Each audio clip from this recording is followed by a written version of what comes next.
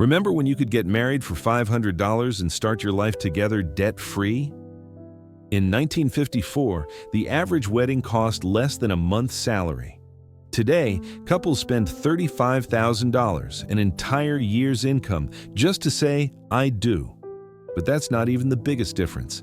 Wait until you hear how everything about marriage has transformed. Spring 1954. Young couples across America planned weddings in 6 weeks, not 18 months. The bride was typically 20, the groom 22, fresh out of the army or starting his first real job. They'd known each other since high school, maybe dated for a year. Marriage wasn't debated endlessly. It was the natural next step after courtship. The entire wedding budget? $500 covered everything: dress, church, flowers, reception, honeymoon. The bride's parents saved for years, putting aside $10 monthly. The wedding dress cost $50 from the local department store, altered by the bride's mother. No designer labels, no multiple fittings, no dress regret. One dress, worn once, preserved in tissue paper for daughters who might actually wear it again. The church was free for members. Flowers came from gardens. The cake? Baked by the church ladies who'd known the bride since baptism. But here's what made those simple weddings actually work. Saturday afternoon, 2 p.m. The entire town knew. Weddings happened on Saturday afternoons. The church filled with everyone who'd watched these young people grow up. No save-the-dates mailed a year prior, no wedding websites, no gift registries at 5 stores. People just came, bringing practical gifts, dish towels, a casserole pot, maybe $25 in cash tucked in a card. The ceremony lasted 30 minutes. Traditional vows, no writing your own, no unity candles, no sand ceremonies. The bride promised to love, honor, and obey. The groom promised to cherish and provide. The rings were simple gold bands, maybe $25 each. No engagement ring debt, no 3-month salary rules. The reception happened in the church basement. Ham sandwiches, potato salad, punch, and wedding cake. The bride's aunts made everything. Total food cost, maybe $100. No DJ, no band. Someone's cousin played piano. The couple danced to their song on the church's record player. By 6 p.m., they were in his father's borrowed car, driving to a cabin by the lake for a 3-day honeymoon. Wait until you see what marriage meant for their future. These young couples started with nothing and built everything together. They moved into a small apartment or lived with parents briefly.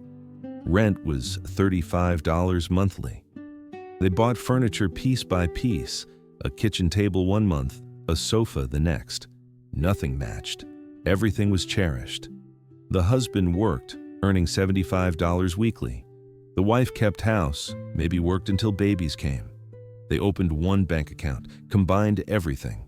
No prenups, no separate property, no financial planning meetings. What's his was hers, what's hers was his. Simple. By 22, they had their first child. By 30, they owned a house that cost $8,000. One income covered it all: mortgage, food, clothes, car, savings. They expected to stay married forever. Divorce happened, but rarely. When problems arose, they worked through them. No therapy, no self-help books, no conscious uncoupling. They just stayed. Sometimes unhappily, yes, but they stayed. Now fast forward to see what's happened to modern marriage. 2025. The average bride is 30, the groom 32. They've been together 5 years, living together for 3, debating marriage for 2. The proposal required months of planning, a 2-month salary ring, professional photography to capture the moment for Instagram. The engagement lasts 18 months of stressful planning. Wedding planning is a full-time job. Venues book 2 years out and cost $5,000 just to reserve. The dress averages $3,000, requires multiple fittings, causes tears and drama. Bridesmaid proposals involve gift boxes costing $50 each. Bachelor parties aren't one night at a local bar. They're weekend trips to Vegas costing each groomsman $1,000. The wedding industry sells perfection. Every detail must be Pinterest-worthy, Instagram-ready.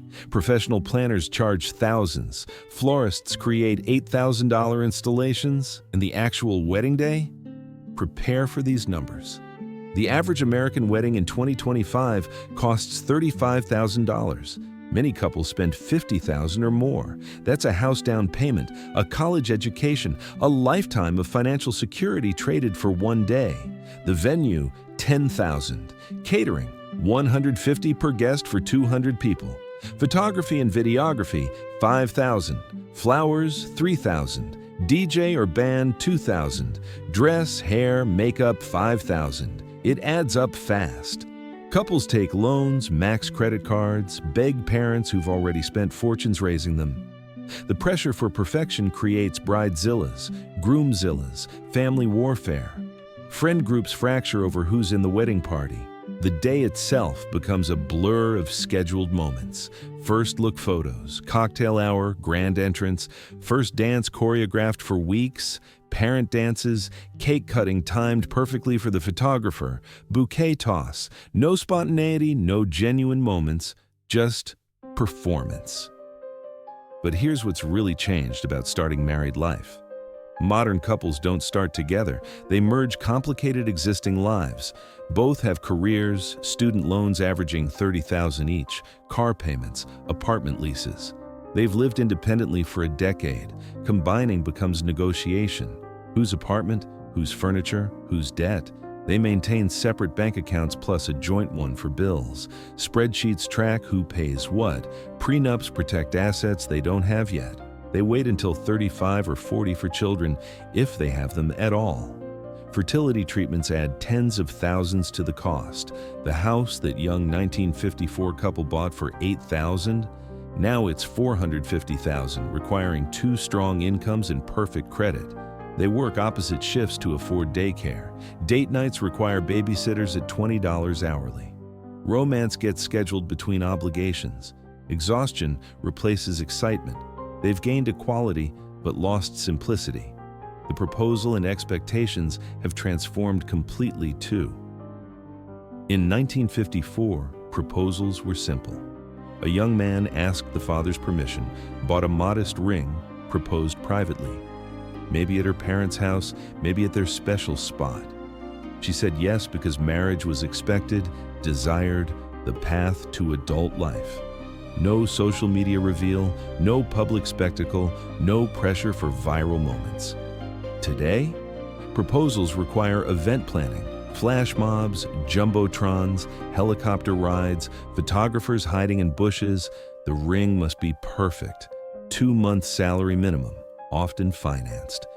She's expected to be surprised despite Pinterest boards full of ring preferences. The proposal video must capture her perfect reaction for posting within hours. Views, likes, and comments validate the moment. The engagement period becomes a marketing campaign.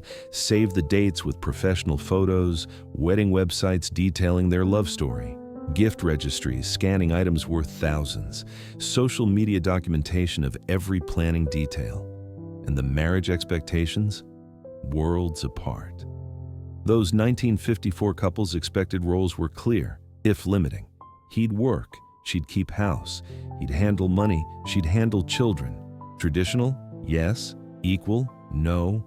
But they knew what was expected. Today's couples negotiate everything. Who cooks? Who cleans? Whose career matters more? They expect partnership, passion, best friendship, co-parenting excellence, dual careers, maintained individuality, and perpetual romance. The expectations are impossibly high. Marriage must fulfill every need. When it doesn't, they leave.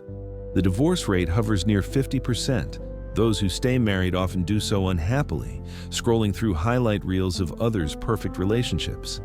They've gained options 1954 couples never had. Women can leave bad marriages, pursue careers, control finances. But they've lost the simple certainty of knowing what marriage meant. So which era had it right about marriage? Neither era was perfect. Those 1954 marriages often trapped women in unhappy or abusive situations. Limited options meant staying in misery. No woman should return to being property or powerless, but modern marriage has swung to opposite extremes. The wedding industrial complex sells fairy tales at bankruptcy prices. Social media creates impossible standards. Couples spend more planning weddings than planning marriages. They know their color scheme better than their conflict resolution. The $500 1954 wedding led to 50-year marriages.